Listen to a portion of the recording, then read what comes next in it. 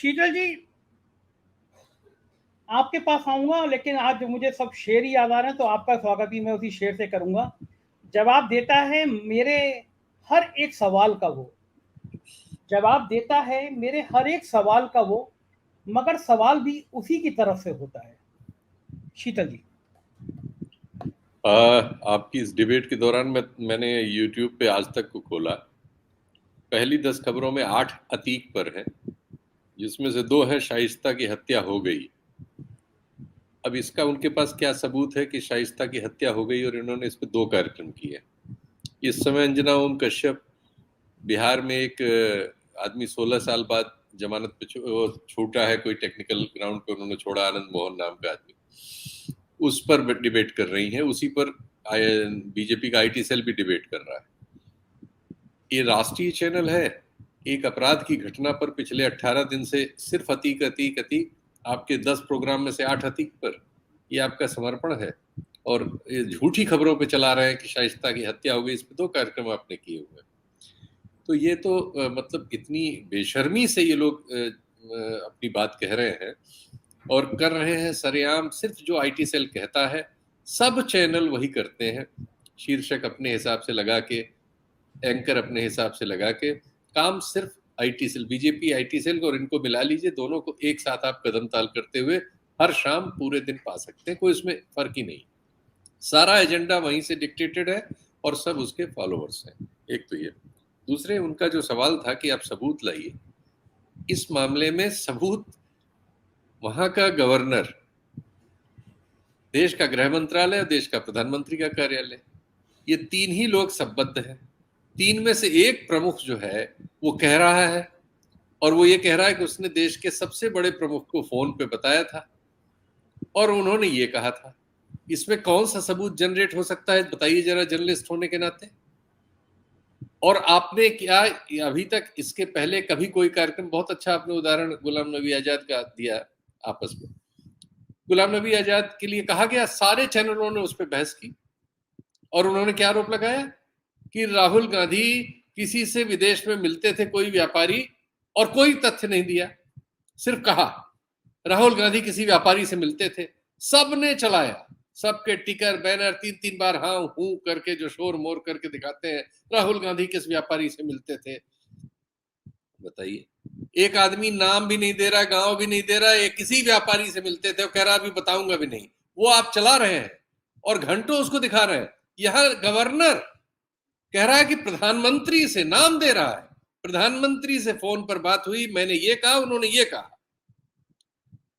इससे आप तथ्य मांग रहे हैं क्या भैया? वो खून आलूदा लाशों में से हड्डी उड्डी निकाल के दे तथ्य आपको, या उनकी खून से सनी हुई वर्दी ला के दे, तब आप इस पे कार्यक्रम करेंगे?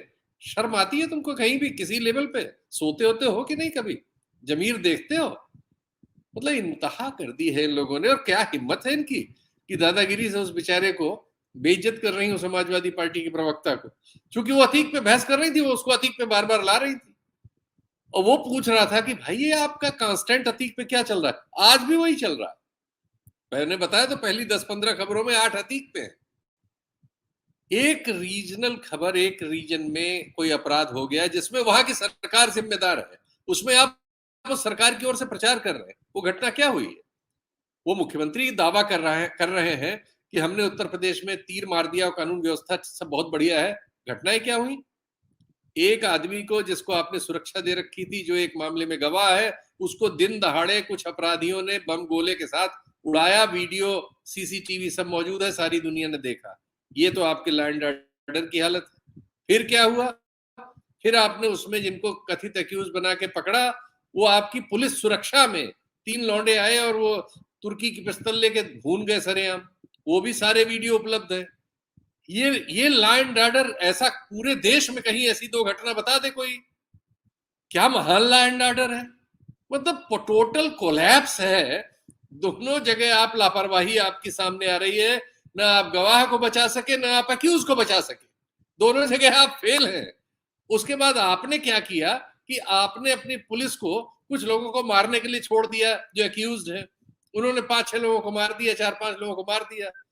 और इस सब की प्रशंसा करने के लिए हमारे यहाँ ये डॉगी चैनल शुरू हो गए नोएडा से बैठ के इसकी प्रशंसा कर रहे हैं, ये लॉ एंड ऑर्डर में योगी का महान रोल बता रहे हैं, इसकी प्रशंसा हो रही है। और सच्चाई क्या है? आज अभी किसी ने सुबह की डिबेट के समय किसी ने भेजा था कि एक कोई उमेश मौर्य या क्या करके कोई ठेकेदार है लखनऊ का, उसको एक थाने से फोन गया कि आजकल तुम्हारी बहुत चल रही है, जरा आओ मिलो, तुम्हारे मामले में कोई शिकायत आई है। वहां पहुंचा तो उन्होंने कहा कि आजकल तो बहुत कमा मार रहे हो, यहाँ का कभी थाने का रुख ही नहीं करते, यहाँ का कुछ बनता है, 10 लाख रुपए दे जाओ। उसने अवॉइड किया होगा तो रात भर उसको पीटा। सवेरे उसने अपने कूल्हे उल्हे पे जो निशान थे नीले पीठ पे, उन सब का वीडियो बना के डाला, एसपी को अटैच किया, कमिश्नर को अटैच किया, मुख्यमंत्री को अटैच किया, सबको किया, तब उन पुलिस वालों पे कार्रवाई हुई। यानी आपने उत्तर प्रदेश में एक बड़ा गैंगस्टर खोल दिया है जिसका नाम है पुलिस। शीतल जी एक मिनट, सॉरी एक मिनट को रुकूंगा मैं। आपने जो बात बताई, बनारस में एक आईपीएस एक 4th क्लास की बच्ची के साथ रेप के उसके बाद उसकी मौत हो जाती है। वहां का एक आईपीएस वीडियो कॉल करके 20 लाख रुपए की फिरौती मांगता है, वायरल होता है, पूरे देश में हंगामा मचता है। उसकी जांच कराई जाती है और उसके बाद में उसको फिर अच्छी पोस्टिंग भी दे दी जाती है। फिर एक कमेटी बनती है, वो कमेटी ने कुछ नहीं किया। आईपीएस 20 लाख रुपए की फिरौती। महुआ में एक आईपीएस ने ऐसी फिरौती मांगी, व्यापारी ने कनपटी पे गोली रख के सुसाइड कर लिया। 1-1.5 साल तक पुलिस ढूंढ नहीं पाई। तो उत्तर प्रदेश में 2 घटनाएं जो आपने बताया, जिस व्यक्ति की बात बता रहे हैं वो तो राजधानी लखनऊ का है, और औपचारिकता की कि दरोगा सस्पेंड हो गया बस केवल। ठीक कह रहे हैं जी। और अभी वो एक बलात्कृत बच्ची, दलित बच्ची, शायद बस्ती में या किस जिले से वो खबर आ रही है कि उसका मास रेप हुआ, मास रेप से उससे एक चाइल्ड पैदा हुआ, बच्ची कोई पैदा हुई, और अपराधियों का हौसला इतना बढ़ा हुआ है कि वो जो छूट के आए उसके बाद उन्होंने उससे कहा कि विड्रॉ कर लो केस वेस, या हट जाओ या गायब हो जाओ, पता नहीं, और उसके बाद उसको जला दिया, जिंदा जला दिया उस बच्चे और उसको। वो अस्पताल में है, जीवन और मृत्यु से लड़ रहे हैं। ये तो लॉ एंड ऑर्डर है। जगह जगह अपराधों की बाढ़ आई हुई है। क्योंकि इतनी बेरोजगारी है, आपके डायलॉग बाजी से थोड़ी दूर होने वाली है। आपने कम से कम 1,500 लोगों के टांग में गोली मार दी है, छोटे मोटे बदमाशों के, और तमाम एनकाउंटर कर दिए हैं। तो इससे अपराध रुकता है। इससे एक और अपराध बढ़ गया है कि पुलिस एक पूरी संगठित गिरोह जो है वो अपराध करने निकल पड़ा है, क्योंकि वो समझ रहा है कि उसको राजनीतिक प्रोटेक्शन हो गया है। सबसे बड़ा गैंगस्टर अब आपने पुलिस को बना के छोड़ दिया है कि वो इस तरह से ठेकेदार को, किसी को जिसमें समझेगी 10 पैसे हैं उसको लूट लेगी।